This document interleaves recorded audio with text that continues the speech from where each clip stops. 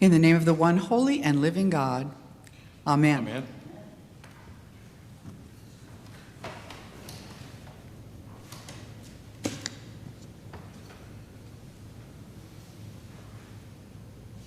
Oh no, I got one of these sale things on here. Today, we are at the end of Jesus' instructions to his new disciples prior to sending them out among wolves, as he had said earlier. We have a couple of sentences with what sounds to be a very basic pep talk to door-to-door salespeople, but with remarkable application to anyone at any point in life, and especially now. To me, this is especially apt as this is a sort of turning point in my life and in this community's as well for what it is. I know that church people reckon time by whoever was rector, associate, or whatever at a given time. So I have the dubious distinction of retiring as the pandemic continues to roll on and we have nothing but questions about the future. So I hope that if we remember the words of Jesus and the Spirit behind them, we may all learn from his words, if not mine. The author of Matthew, of course, was writing to his disciples, maybe a couple of generations after Jesus, probably around 70 AD, the time of the destruction of the temple in Jerusalem. The good news of Jesus Christ still needed to be spread farther and wider than the original apostles could possibly manage. And so there was a need for more people, for more disciples, more followers to be recruited and replace the earlier ones.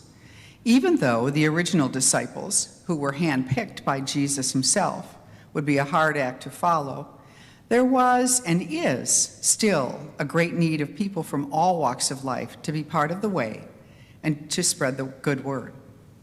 You have heard of this Jesus and listened to people tell about him and his words. You understand the premise and are drawn to a new way of thinking, changing your outlook completely. You feel in your heart that you are called to share this joy that you've found with others. Imagine yourself sent out, because we all have been in this time, but in those days it wasn't as easy in a car or some other transportation that we take for granted now, but people ran into people, literally. It wasn't, cars passing on the road, it wasn't a sealed airplane, but who wants to get on an airplane now anyway? So this might not be the bad way to go. Our everyday transactions now take on a new meaning because we're not traveling as far. Hopefully we're not in as much a hurry. Maybe we learned just a bit to settle down, to quiet ourselves, and to take each day as it comes. It's a little harder to take each moment as it comes. One hopes that this world might be, through all of this, a little kinder, a little slower to turn on one another in frustration than in the past. I can't say that I see it happening often, but I see it happening. You, each of us, is the bearer of God's love in the world, wherever we are. Jesus warns us it's not going to be all moonlight and roses. It won't be comfortable. Comfort is overrated anyway. Things don't get done, do they, when we're sitting on our couch at home? People will be suspicious. Some people won't like you. Some won't like the way you look or speak or whatever it is you're trying to tell them. And yet, the good news must be shared. This is the only thing that can change the world. So you have to try. How do you do it? St. Francis of Assisi understood it. Preach the gospel at all times. If necessary, use words. What we do, how we approach people for any reason, must be based on love, from a place of our own internal knowing. We are not here or out there to sell anything or seek our own glory or power, but to share God's love that we have discovered within us. And I must say that I have seen this love shared among many of the people in the demonstrations recently, that they are there because they need to share the right thing, the just thing, and the loving thing. and sometimes get sidetracked by other things. Jesus tells us that welcoming goes both ways. It's not just me to you. It's not just the owner of the property to the people around. It's both ways. We can't expect that others will welcome us if we appear unapproachable or aloof or distracted, or if we sound critical and demanding, and we're good at that. We have to be the people who welcome interactions with others. We must be ready to initiate conversations by a smile or a look, even over our masks right now. We must see the people. We must recognize them as children of God. By someone encountering you, their day and their very life may be improved.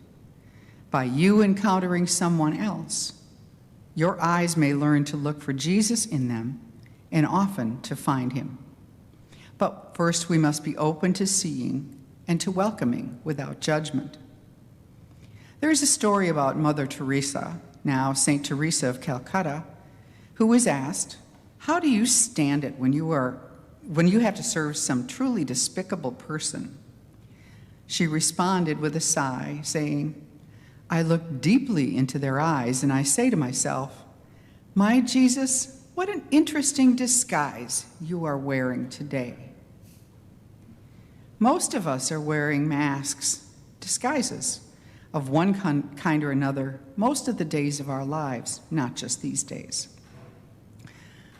Jean Vanier, the founder of the International Community for the Intellectually Disabled, tells us, as soon as we start selecting and judging people, instead of welcoming as they are, we are reducing life, not fostering it.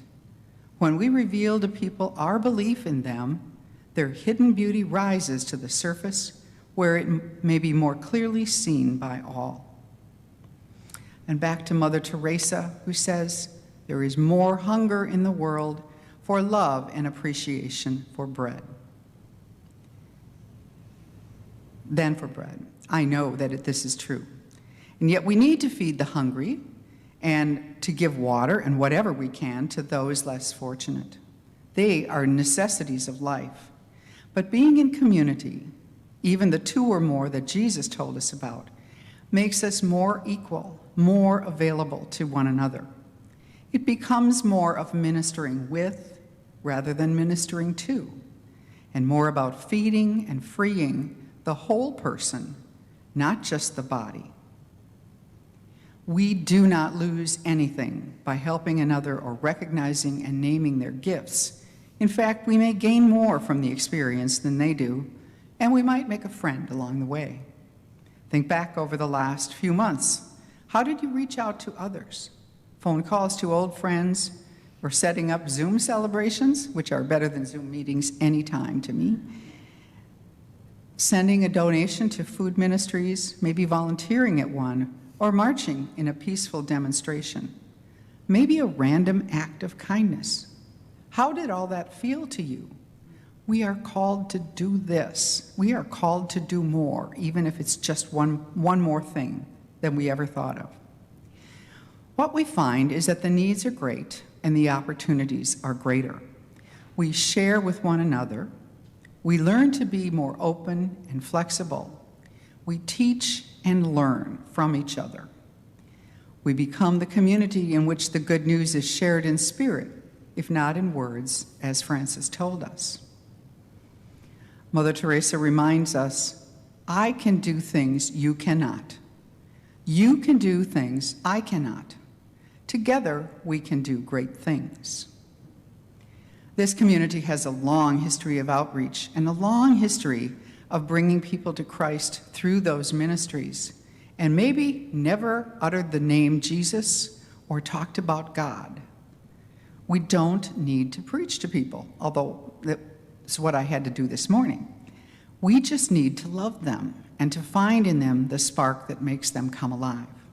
We've already done this together, and that is our task as we separate from each other. So as our journeys take us in different directions, I will hold this community in my heart, always, Here we go. I'm so grateful for the welcome into your lives during the past almost 7.5 years. And I hope you have felt that welcome from me as well. I hate long goodbyes because I don't do well with them. And I will simply say thank you to all the people, and especially the wonderful staff and clergy who have been so supportive, to the vestry and wardens, and to the Community of Hope lay chaplains who are so close to my heart. Adios. Go with God. Until we meet again. Amen.